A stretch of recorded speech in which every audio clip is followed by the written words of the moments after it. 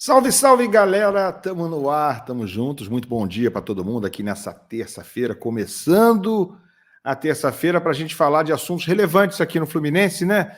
A começar por essa polêmica que habitou toda a segunda-feira, todo o começo de semana, envolvendo o São Paulo, que entrou na justiça, foi ao STJD para tentar impugnar, para tentar anular o jogo em que perdeu para o Fluminense por 2-0.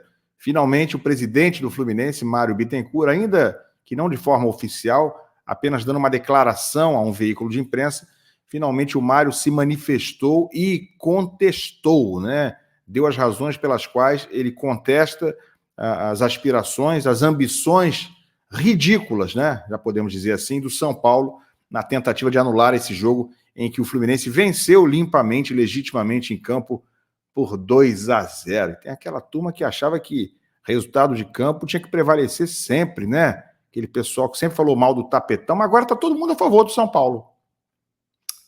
Não sei o que aconteceu. O pessoal mudou de opinião, né? Bom, vamos lá. E a gente vai continuar falando também de outros assuntos, porque, claro, o Fluminense também está divulgando parciais do jogo da semana que vem pela Libertadores contra o Atlético Mineiro, jogo no Rio de Janeiro. Quantos ingressos já vendidos, hein? Eu acho que pode melhorar esse número aí. Vou mostrar para vocês, tá?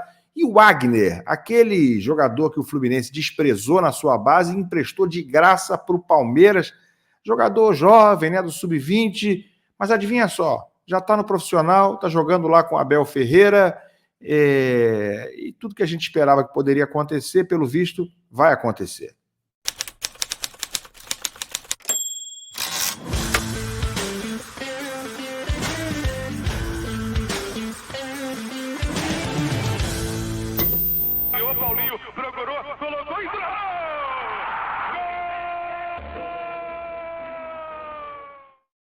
Tapete Grená aqui nessa manhã de terça-feira. Muito obrigado a todos vocês que puderem se inscrever no canal. Já passamos de 51 mil inscritos. Se inscreve e deixa o like. É tudo de graça, tudo 0800. E me dá uma força tremenda. Você nem imagina o quanto. Tanto o like quanto a inscrição. Muito obrigado, tá, galera? Bom, vamos lá. Vamos começar a nossa resenha. Primeiro falar de Fluminense e Atlético Mineiro, Libertadores. Semana que vem, jogo quarta-feira, à noite no Maracanã. Como é que tá a venda de ingressos? Tá tão bom assim não. Eu esperava que fosse acelerar um pouquinho mais. Que a essa altura talvez já estivéssemos com os ingressos quase esgotados. Mas não é o caso por enquanto não, tá, galera? Isso aí é post no Instagram do Fluminense, e aqui dizendo o seguinte, não fique de fora, mais de 34 mil sócios já garantiram ingresso para a decisão contra o Atlético Mineiro. Isso aí é só ingresso para sócio, tá? Mas já começaram as vendas para os não sócios também. E até a gente perguntando aqui, como que isso não esgotou ainda? Concordo, como é que não esgotou ainda? Eu também estou achando estranho. Nem, galerinha que está querendo a Sul, tem outros setores à venda, tá, galera? Pois é, concordo aqui com os dois comentários. Eu achei que já estaria praticamente esgotado, aí em torno de 60 mil ingressos, mas por enquanto são só 34 mil vendidos. Tem um meme aqui que o Fluminense postou. Me dá um ingresso aí, sai fora, maluco, seja sócio. É o meme aqui, nense.com.br. Então, galera, se você está querendo ingresso, ainda tem. Tá bom? Entra aí no site, vê como é que dá para comprar, como é que não dá para comprar, porque por enquanto ainda tem. Eu esperava que a essa altura já estivéssemos mais próximos dos ingressos esgotados. Então, vamos encher a casa, né, galera? Eu acho que tem que esgotar ingresso para pegar o Atlético Mineiro, sim. Primeiro jogo dia 18 no Rio de Janeiro, quarta-feira que vem.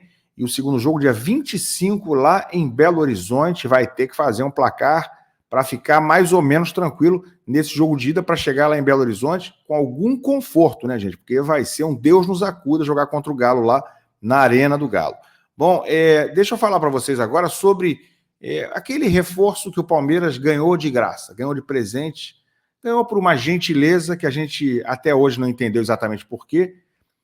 O Fluminense emprestou o Wagner, né, um meia talentoso que muita gente compara com o Ganso, emprestou ao Palmeiras, né? Não é o Palmeirinha aí de interior, de estado, lá do Pará ou do Piauí, não, é o Palmeiras mesmo, o Palmeiras de São Paulo, grande Palmeiras, né? Um dos times mais ricos e abastados do Brasil, pegou de graça o Wagner com o Fluminense. Essa explicação ainda estou querendo, viu, seu Mário? Viu, presidente? Não adianta depois ir para a coletiva e falar, não vou falar desse assunto, não. Esse assunto você tem que falar, esse assunto você tem que explicar, né? Se é que há explicação, porque ao que parece, não há explicação para um absurdo desse. Então, o Wagner está no Palmeiras, e aí tem matéria no UOL. apresentando o Wagner, né? Ele foi lá para jogar no sub-20 do Palmeiras, para ficar na base do Palmeiras também.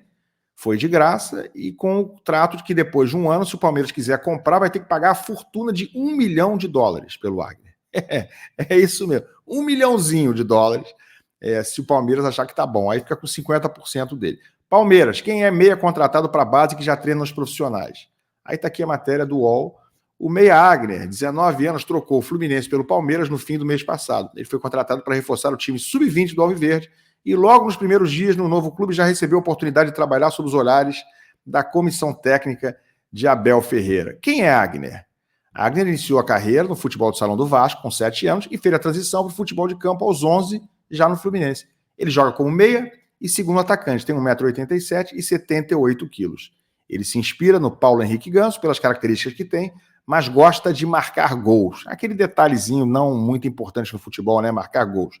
No Flu, Wagner viveu seu melhor momento jogando mais próximo da área e foi um dos destaques do Sub-17 em 22, com 15 gols em 36 partidas. Números bem altos para um meia. Sim, é um meia artilheiro, né?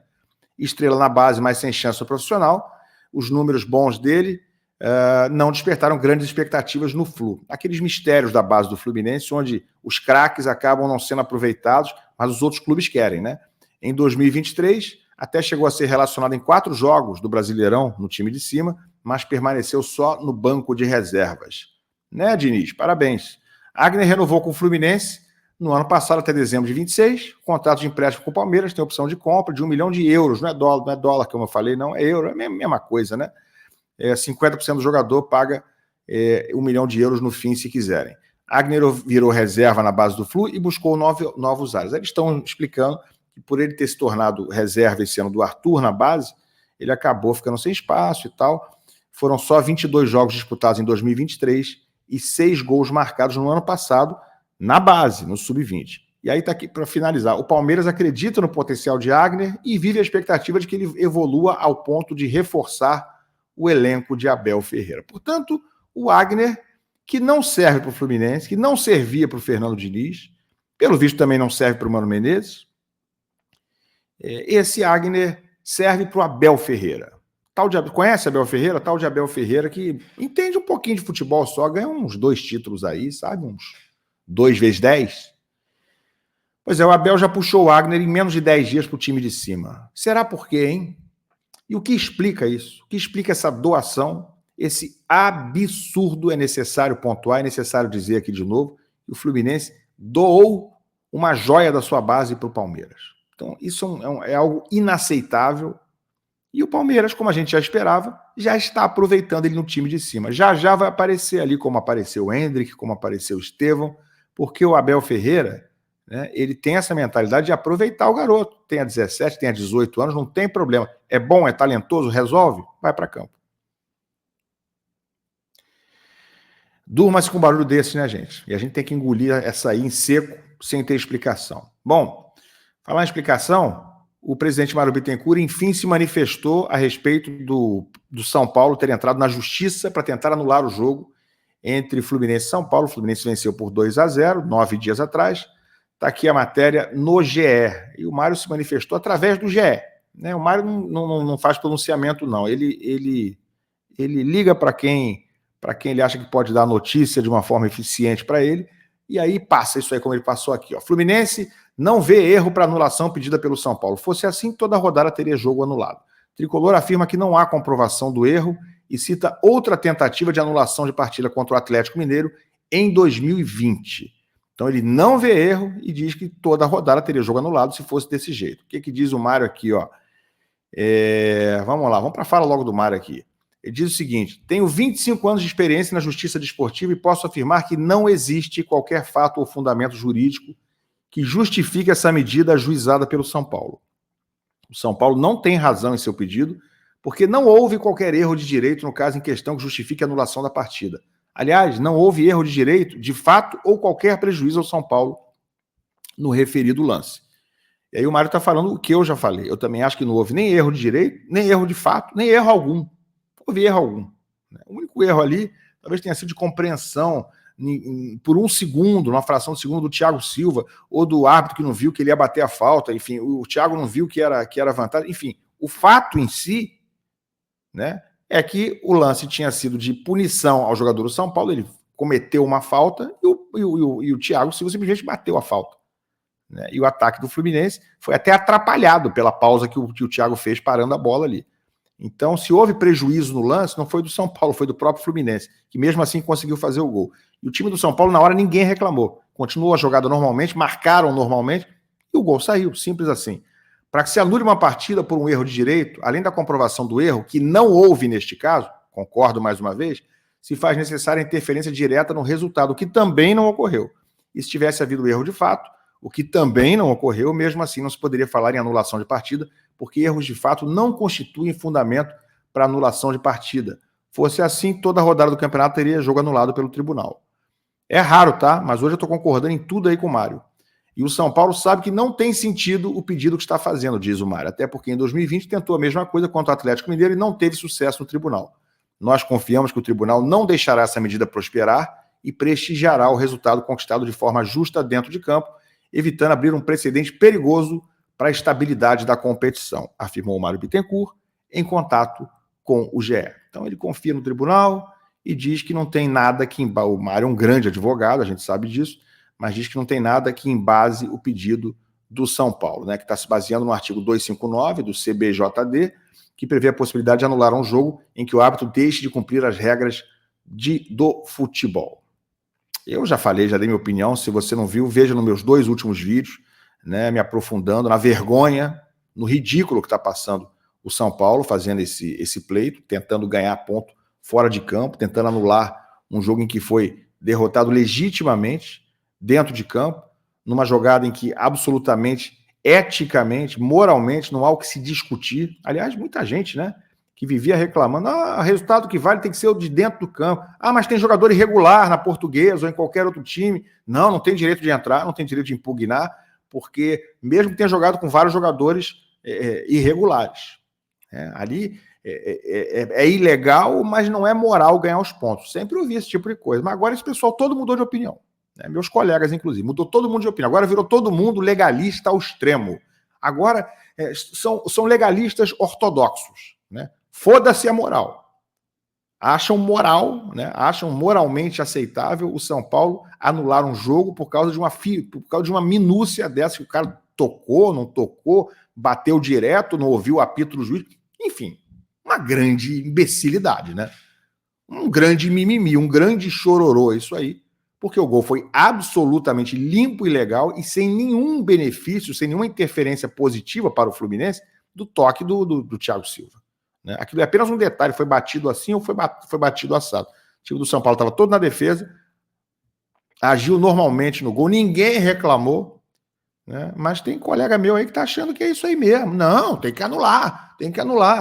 Dane-se o resultado de campo, dane-se a lisura do jogo, dane-se o fair play, dane-se a ética esportiva, né? Dane-se. Não tem uma brecha, vamos lá, vamos entrar nisso aí. São Paulo está correto. Eu tive que ouvir coisa desse tipo. Algumas eu não ouvi, mas chegou até mim. Né? É um troço que absolutamente não se sustenta como algo aceitável. Sinceramente, estou estranhando. O pessoal mudou muito de opinião. Agora, esquece resultado de campo, limpo. Agora, vamos ali na brecha legal, para tentar atropelar o jogo justo, o jogo limpo, o fair play. Vamos atropelar porque tem brecha jurídica. É isso que está fazendo o presidente do São Paulo e uma parte dos meus colegas está apoiando, está achando bacana. Claro que vai todo mundo quebrar a cara, porque isso aí não vai nem ser aceito, vai nem ser acolhido pelo tribunal, já que o São Paulo perdeu o prazo, como perdeu em 2020 contra o Atlético Mineiro, né? Entrou depois de perder um jogo por 3-0, queriam ganhar também no tapetão, queriam cancelar, queriam anular aquele jogo. E o STJD nem recebeu a denúncia porque o prazo é de até 2 dias, já se passaram 8. O São Paulo entrou 8 dias depois com essa tentativa de impugnação agora no jogo contra o Fluminense. Mas não tinha o VAR. Tinha o VAR, sim. Em 2020 já tinha o VAR. E a rejeição do STJD se deu exatamente pelo mesmo problema, pelo mesmo motivo que vai dar agora. Eles não vão nem julgar o caso, eles não vão aceitar o recurso, simplesmente porque o São Paulo perdeu o prazo para tentar a impugnação.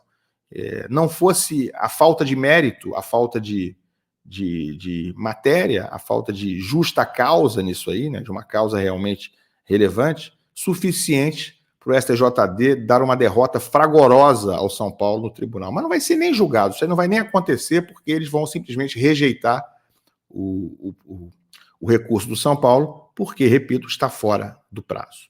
Tá bom?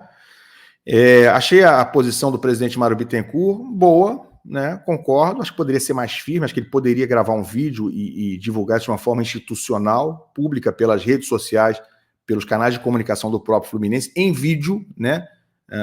Se manifestando de forma clara, de forma dura, de forma veemente, né? Mas preferiu fazer dessa forma aí, passando para um jornalista, passando para um veículo de comunicação, como se fosse ali uma assessoria de imprensa, como se fosse um canal institucional do Fluminense, que não é.